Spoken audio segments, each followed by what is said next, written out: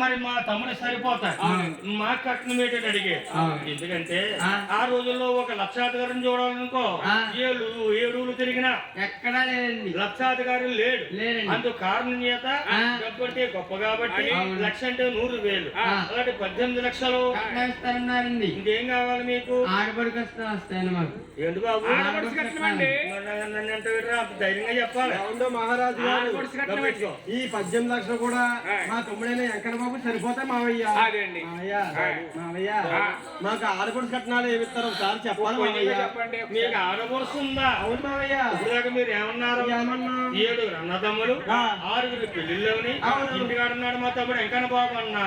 మరి ఆడపడుచు ఎక్కడ వచ్చింది మీకు? అవునా మావయ్య గారు, మీతో సంబంధం కలుపుకున్నాం కాబట్టి ఆడపడుచు ఉండకూడదా? ఉండకూడదనే కాదు, అసలు మీకు ఆడపడుచు ఎక్కడ ఉంది వెంకన్న బాబుకి? మా తమ్ముడికి ఎరువు ఆడపడుచు ఉందండి. సొంత ఆడపడుచు లేదా? సొంత ఆడపడుచు లేదండి. ఏంటి వెంకన్న బాబుకి ఎరువు ఆడపడుచు? ఆడపడుచు అండి. ఎవరు నాయన ఆవిడ? అంటే సొంత ఆడపడుచు అనుకోండి, సొంత అక్కో సొంత చెల్లో సొంత వ్యాపారం. అదే ఎరువు ఆడపడుచు అనుకోండి, ఎవరు అనుకున్నారు? సొంత ఆడపడుచు అయినప్పుడు ఓహో, అంటే ఆడపడుచు లేకుండా ఆడపడుచు కట్నం గురించి నిలబెడతామండి. మరి మీకు ఆడపడుచు ఎవరు వెంకన్న బాబుకి? మా తమ్ముడికి ఆడపడుచు ఎవరంటే మా తమ్ముడి క్రితం జరుగుకున్న రోజుల్లో కృష్ణావతారం ఎత్తినప్పుడు ఇంద్ర కీలాద్రి కొండ మీద తెలిసి పుట్టింది. ఇరక మరకజే చీరమంకాలి, పెద్దలే కొలిచేటి భద్రమంకాలి, ఆ బెద్దవాడ కనక దుర్గమ్మ తల్లి మా తమ్ముడితో పుట్టండి. మీ తమ్ముడు తోబుట్టుకని కొలుసుకుంటున్నాడా? అయితే నాయన వెంకన్న బాబుకే తోబుట్టు కాదండి, మన అందరికే తోబుట్టే. 10 ఇంట్లోనే ఉంది, 10 వీధిలోనే ఉంది, 10 ఊళ్ళోనే ఉంది, 10 రాష్ట్రంలోనే ఉంది, 10 దేశంలోనే ఉంది. అమ్మల కన్నమ్మ ముగ్గురమ్మల మూలకుటమ్మ ఈ భూమిబండ్లను ఆక్రమించింది అమ్మవారు. మన కథలకు ఇప్పుడే మొదలైంది కాబట్టి ఒకసారి తలుసుకుందాం, తర్వాత కథ చెప్తాం. జగజ్జనని భవాని జన భజే భవాని, జగజ్జనని భవాని జన భజే భవాని, జగజ్జనని భవాని జన భజే భవాని, జగజ్జనని భవాని జన భజే భవాని, జగజ్జనని జగజ్జనని భవాని.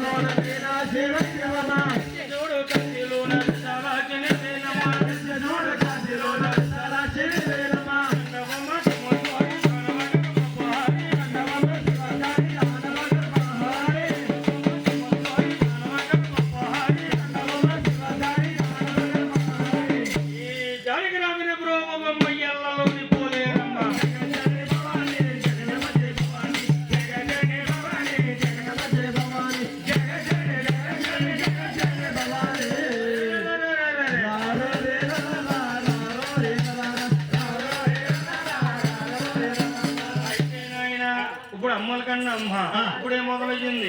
ఇంకో గంటలో నుండి ఈ పందిట్లోకి అమ్మవారు వస్తారు. చూడండి తల్లి, ఎంతో మంది అమ్మవారిని చూసి ఉండొచ్చు, ఎంతో మంది సేవ సమరంలో దుర్గమ్మని చూసి ఉండొచ్చు. ఈ పందిట్లోకి వచ్చిన జగన్మాత అమ్మ అంటే ఇలాగ ఉంటుందా అన్నట్టుగా అనిపించిందా మీకు? అదే కాదండి, అమ్మ వచ్చేటప్పుడు ఒక ప్రసాదం పట్టుకొస్తుంది. ఎలా వచ్చిందో మనకు తెలియదు, ఎలా ఏం చేస్తుందో ఎవరికి అర్థం అవ్వదు. అమ్మవారు మీరు దీక్షగా ఇంటే మీ చేతిలో ప్రసాదం వేస్తుంది. ఆ ప్రసాదం పట్టుకెళ్ళి నేను సెపరేట్ గా చేస్తే ఏది లోటు లేకుండా అమ్మవారు చూసుకుంటారు. జయమవుతుంది. గోవింద అయితే బాబు ఆడబొడుసు వచ్చింది. కట్నం ఎంత కావాలి? ఆడబొడుచుగా అండి 6,000 అండి. ఆడబొడుచు కట్నం 6,000 ఇస్తాను. ఇంకేం కావాలి? ఇంటి పళ్ళు, ఇంటి సొమ్ము, అవునండి. చుట్టూ చేరి సేర, పందిరి కట్టిన 10,000. ఇంకేంటి? ఇక్కడ కట్నం 10,000. నాయనా మీరు అడిగినంత నేను ఇవ్వలే. చూడండి, అమ్మవారికి చీర, గాజులు, పసుపు, కుంకుమ, పళ్ళు, పలహారాలు పెట్టి అమ్మవారిని కృష్ణానదుడికి సాగనమ్ముతాం. సరిపోతే మావయ్య. ఇంకేం కావాలి? ఏమండి మావయ్య గారు, మా కన్య నచ్చింది మావయ్య, కట్నాలు నచ్చి ఓసారి పేరు పడాలని ఉంటుంది మావయ్య. పేరు బలాలు చూపించాలా? నీ తల్లిదండ్రులు అడగకూడదా? మామయ్య వారి మాటే మా మాట మా మాటే వారి మాట మావయ్య. అయితే నాయన ఊరోరో ప్రేమలే అవును.